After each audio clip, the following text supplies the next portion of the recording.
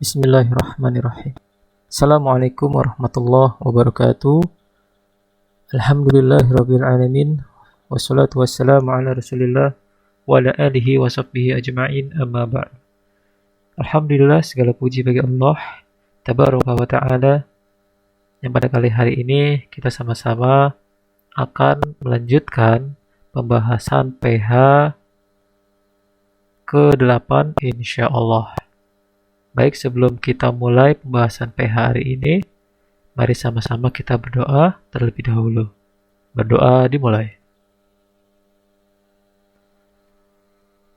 Selesai. Baik, untuk mempersingkat waktu, langsung kita mulai saja pembahasan PH hari ini.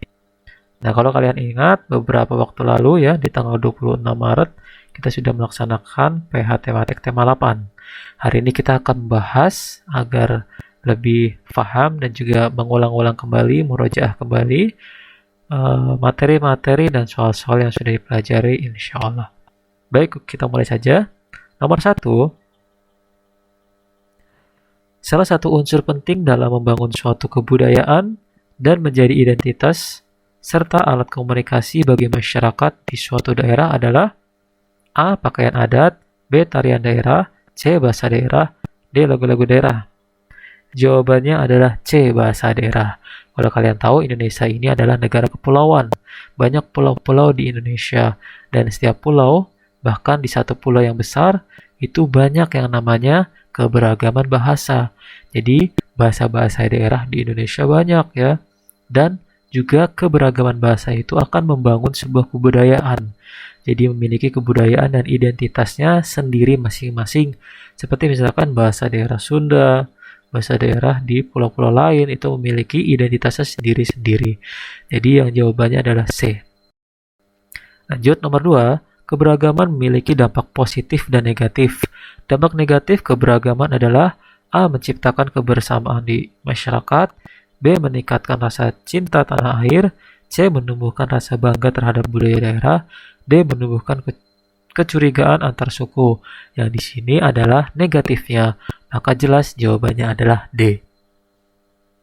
Nomor 3, berikut ini upaya untuk memelihara kebudayaan daerah adalah A. Mempelajari dan membanggakan budaya asing, B. Mempelajari dan memperkenalkan kepada daerah lain atau negara lain, C. Meremehkan budaya daerah lain, D. Menganggap budaya sendiri yang paling bagus.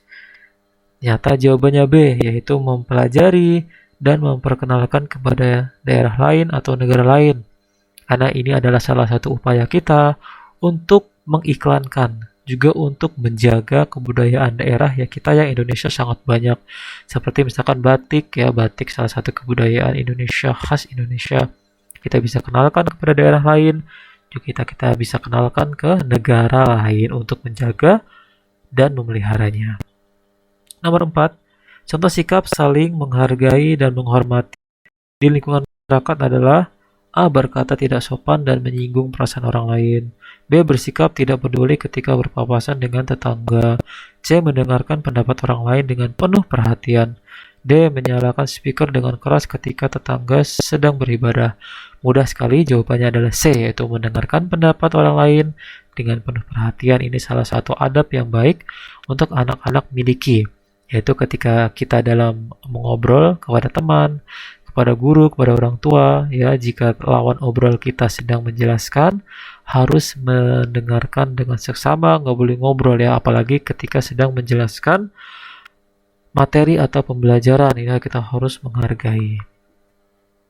Nomor 5, teks non-fiksi berisi tentang informasi dan peristiwa yang sifatnya A. Khayalan, B. Imajinasi seorang penulis, D. Dongeng yang dibuat-buat, D. Sesuai kenyataan faktual dalam kehidupan sehari-hari.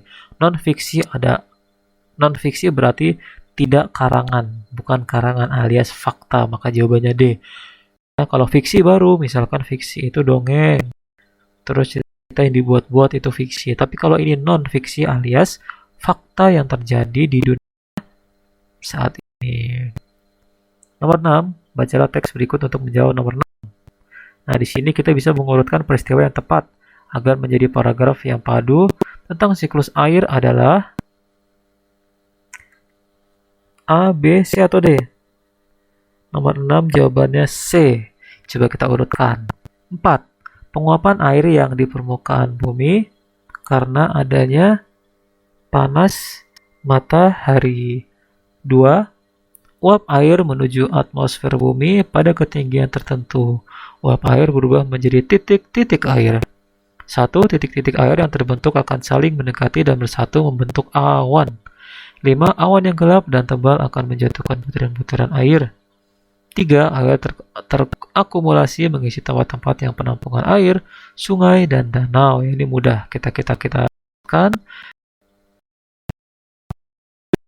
Peta pikiran adalah suatu titik-titik yang digunakan untuk menggambarkan berbagai gagasan suatu teks. A. Bagian, B. Diagram, C. Grafik, D. Tabel. Nah, ternyata jawabannya A. Bagan ya, Afan. Bagan, bukan bagian, bagan. Bagan adalah salah satu peta pikiran yang digunakan untuk menggambarkan gagasan atau pendapat pada suatu teks. Nomor 8. Teks yang dibuat berdasarkan rekaan atau imajinasi penulis disebut A. Teks jurnalisme, B. Tulisan sejarah, C. Teks non-fiksi, D. Teks fiksi. Jawaban adalah D. Teks fiksi ya. Ini kebalikan dengan yang tadi di nomor sebelumnya. 9. Air bumi tidak pernah habis digunakan. Hal ini menunjukkan bahwa air mengalami A. Pencampuran, B. Perputaran, D. Pengurangan, C. Pengurangan, D. Penambahan. Nomor 9 adalah B. Perputaran ya. Karena bumi ini memiliki ekosistem ya, juga akumulasi sangat unik ya. Jadi ada air-air yang berputar seperti gambar yang di bawah nomor 10 ya, itu berputar terus. Lanjut nomor 10, ini ada siklus air ya. Juga ini salah satu gambar kenapa air di bumi itu tidak habis-habis karena berputar terus ya, dari danau, sungai turun ke laut, laut menguap menjadi awan, awan menurunkan hujan di daratan terus begitu.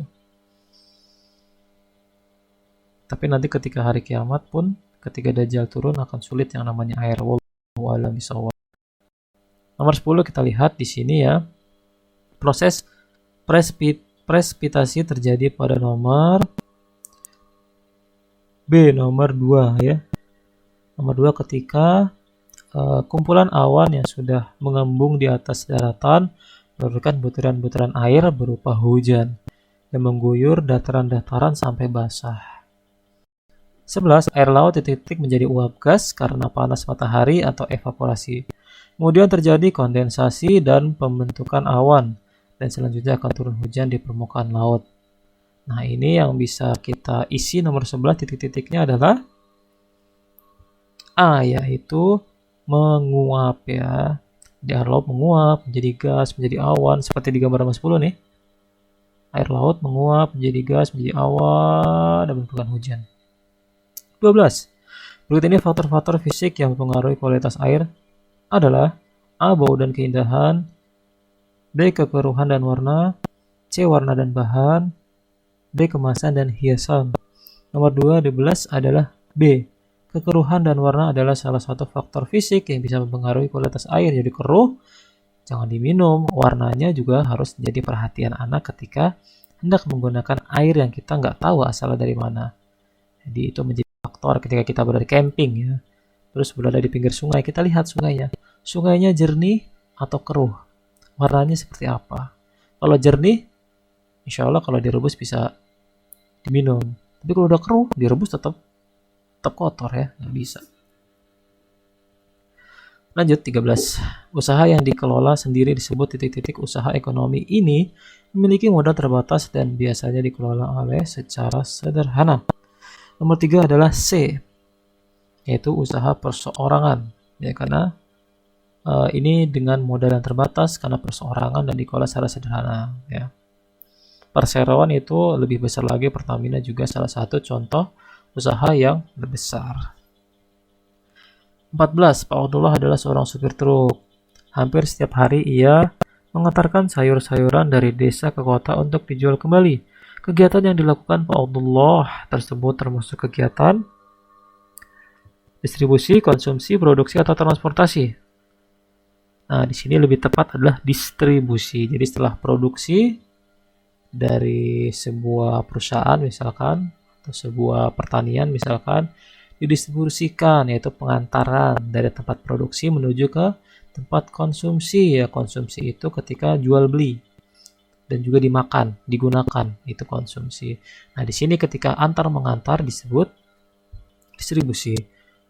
Nah, lanjut nomor 15. Badan usaha yang dikelola oleh beberapa orang yang terdiri dari anggota aktif dan anggota pasif disebut A, yaitu persekutuan komodifer atau CV. Next, jenis usaha yang kegiatannya berupa mengolah barang jadi atau setengah jadi menggunakan sarana dan peralatan tertentu dinamakan A. Perdagangan, B. Perindustrian, C. Pertanian, D. Perkantoran. Tentunya ini bisa masuk ke dalam perindustrian karena memiliki barang setengah jadi dan dikelolanya menggunakan alat-alat tertentu, alat-alat khusus yang sudah disediakan untuk mengolah suatu produk tertentu. Nah, ini disebut dinamakan perindustrian. 17. Gambar cerita yang baik harus dapat menggambarkan A. Awal cerita, jenis cerita, isi cerita, atau akhir cerita. 17. Isi cerita ya, karena ini penting, isi cerita, maka C. Next, salah satu media pewarnaan gambar yang cerita yang teknik kering, ini mudah sekali. Teknik kering adalah B. Krayon ya. Kalau tinta, oil pastel, cat air itu basah. Udah. 19. Ciri-ciri karya gambar cerita antara lain adalah A. Memudahkan pembaca dalam memahami suatu cerita. Ini ciri-cirinya. Karena sebuah cerita kemudian digambar, ini adalah salah satu usaha untuk memudahkan pembaca dalam memahami suatu cerita. Misalkan kalian disuguhkan teks ya, nggak semua orang bisa tertarik, bisa fokus ketika membaca sebuah cerita dari teks misalkan. Kemudian teks ini diubah menjadi gambar cerita berupa komik, berupa beberapa ilustrasi ya. Ini bisa memudahkan pembaca dalam memahami isi cerita.